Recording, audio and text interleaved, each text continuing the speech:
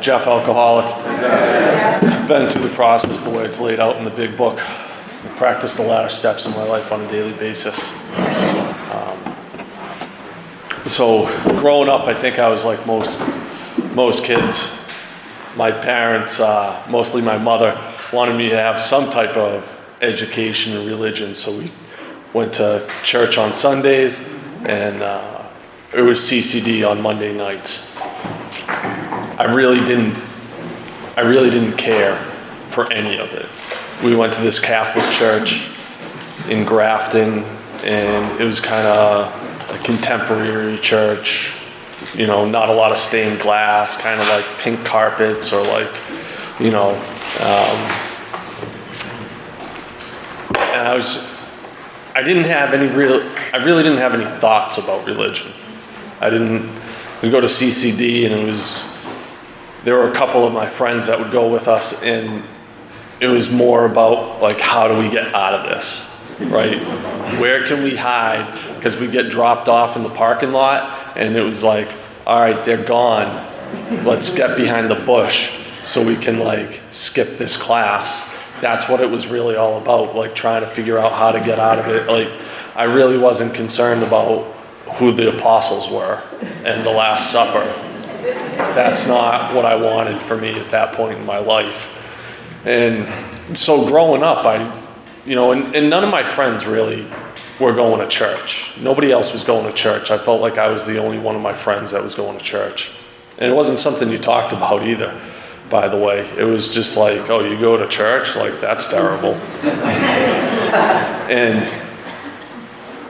so growing up, if you asked me if there was a God, or if you asked me if I believed in God, the answer would have been, I don't know. I don't care. It's not something I think about. It's not something like I care about. It's just like, okay, God, completely agnostic. Like, for me, that's what agnostic, it either is or it isn't. Like, I'm indifferent to this situation about God, so that was my thoughts on God. And, I had this uncle that I had started drinking. And I would go out to my uncle's house every now and then, and he'd constantly talk to me about God. And I'm just like, I have no idea. And it was like, he'd pick me up at my parents' house. It was like a 45-minute ride back to his house. And he just constantly talked to me about God, like at least a couple times on the trip. And it was always like, I have no idea. I have no idea what you're talking about. And I would go to, I'd go to church Christmas, Easter, and that was about it, and it wasn't really that important. My dad wasn't going to church. It was just kind of like the best part about going to church was that we'd go to my grandfather's store and get donuts after sometimes. That was like the big lure, right? But my uncle would talk to me about God and Jesus, and I'd have no answers for him. So it wasn't something I was really thinking about, and I was completely agnostic about it. And when I started drinking more and more, religion wasn't even a question. Like, it was never even brought up in the circles that I hung out with. I didn't even really have, when I got in trouble, when I would get arrested, when I would be in trouble with my parents or something else, some type of authority, it wouldn't even like be like, please God, get me out of this and I'll never drink again. Those things never even happened. It was just like, oh, how am I going to get myself out of this? It was complete self-reliance and self-sufficiency. There was no thought of a higher power. I didn't even have contempt to a God, because when I went to church, I never even listened. So it wasn't like the God that I grew up with was all punishing and all powerful, and like, that wasn't the thing. Like, that didn't even scare me. It was just like, it wasn't even there. But I got in a lot of trouble. And one of the last times I got in trouble,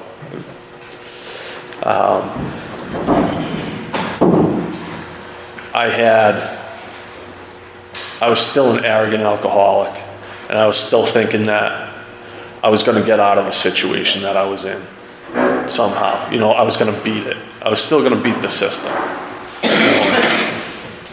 And I was down and out. I had nothing. There was nobody around anymore. I had no money, no vehicle, no place to live. And I was still this arrogant alcoholic. And when you come into Alcoholics Anonymous and they tell you that, everybody has to hit a bottom, and pain is a great motivator.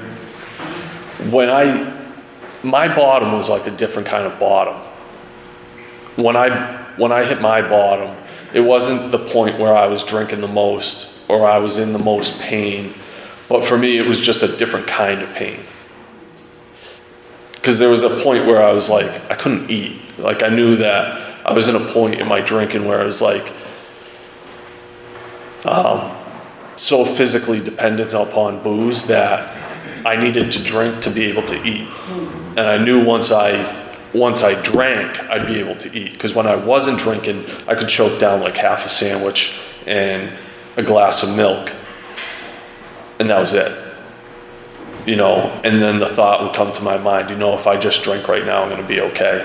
I'll be all right. And that's not the kind of pain that I had when I had my spiritual experience. When I had my spiritual experience, it was an emotional kind of pain that I had from a letter that was written to me by my grandmother.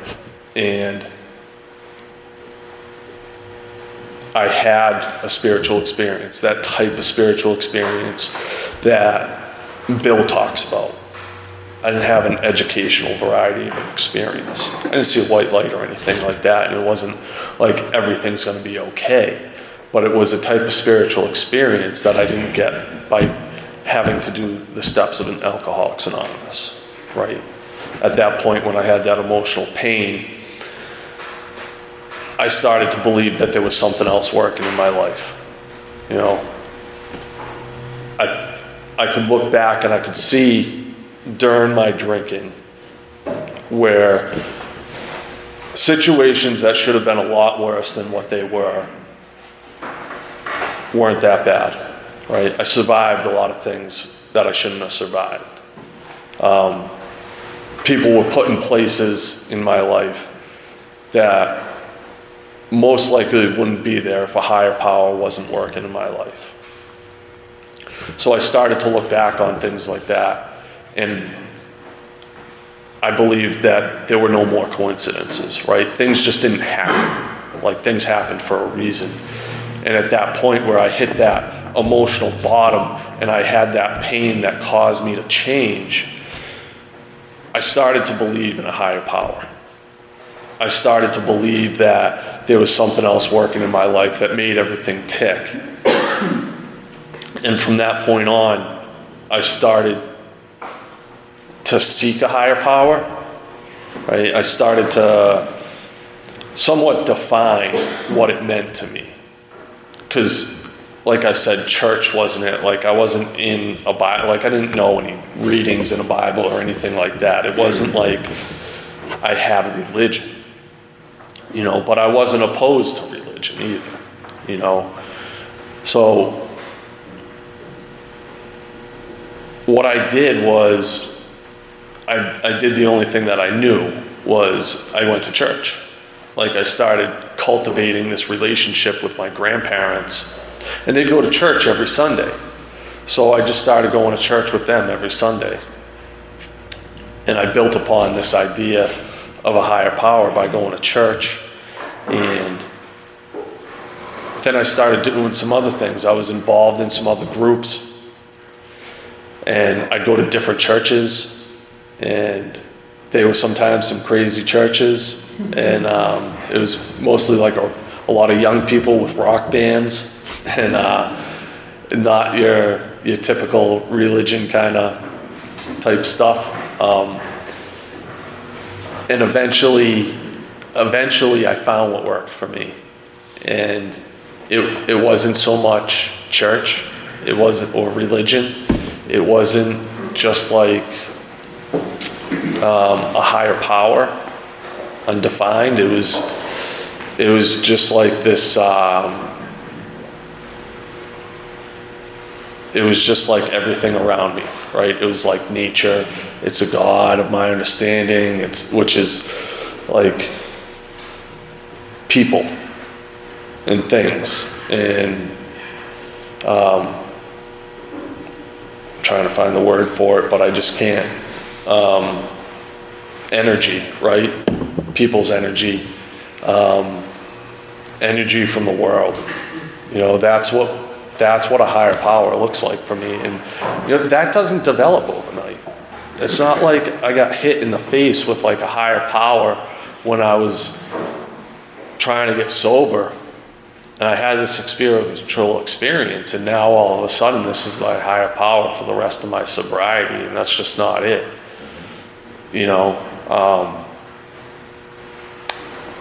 I recently started going back to that church. We have kids of our own, so we just recently we started doing what my parents did and started educating my kids, whether they like it or not, with a little religion. And, we'll see how that goes. And it's important though, right? And my higher power has always been that energy. It's always changing. It's always something different. I never have the same thing happening, and it's always a new spiritual experience. Because there's a lot of times where I'm not always getting down on my knees. I'd be lying if I told you that. I've done this perfectly every day ever since I found my higher power, and I humble myself every single day ever since I got a higher power, and I follow everything that I'm supposed to, right? Like in situations when I'm feeling self-pity, I dive straight into meditation and prayer, and I find my higher power. Like, that's just not it for me. Like, I'm a lazy, procrastinating individual, and that goes along with my higher power, and I'm undisciplined.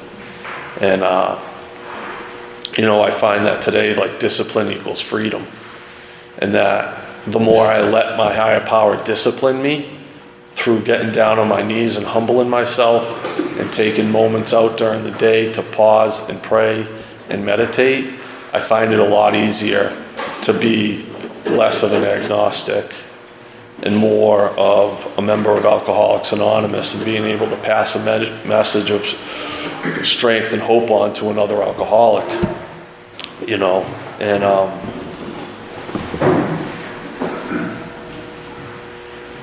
having a spiritual experience, it's not something that I got once. It's not something I just did once and I had my spiritual experience and I'm good. Because after I had that initial spiritual experience, I came to Alcoholics Anonymous, and I didn't get a sponsor for a couple of years because I'm full of fear. I joined a home group, and that was about it. I'd go on some commitments, and I had a job in my home group, but I was full of fear. Like, fear ran my life, and it can still run my life today to some degree. But it ran my life when I first came to Alcoholics Anonymous. I didn't get a sponsor for the first couple of years. I didn't do a lot of things that you're told to do when you show up to have success around here. But what I had was a higher power that carried me through that first couple of years, until that higher power put me in a position and introduced me to some people. And this is where coincidences just don't happen. Like, I had people put in my path at the right point in time to give me direction. And I was directed towards this individual.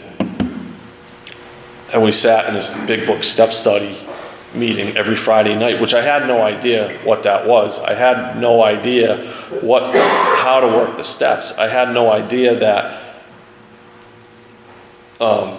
people in Alcoholics Anonymous had different ways of working the steps. I didn't know there were a bunch of different worksheets. I didn't know that people just do step meetings. I didn't know people just do AWOLs.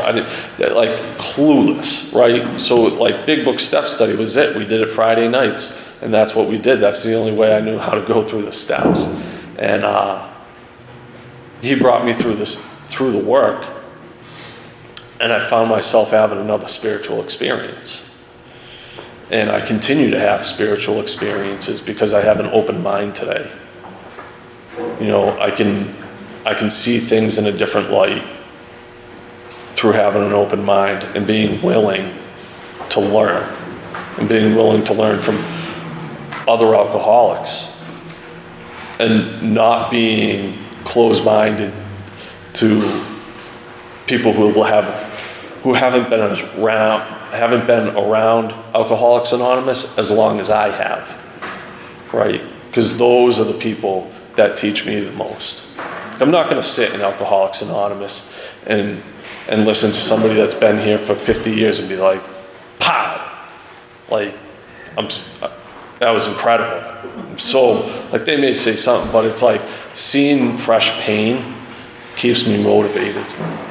You know, it keeps me motivated to continue to grow and understand a higher power on a daily basis. You know, and that enables me to help other individuals, hopefully. You know, at least that's what I try to do. And, you know, a spiritual experience is such a vital part.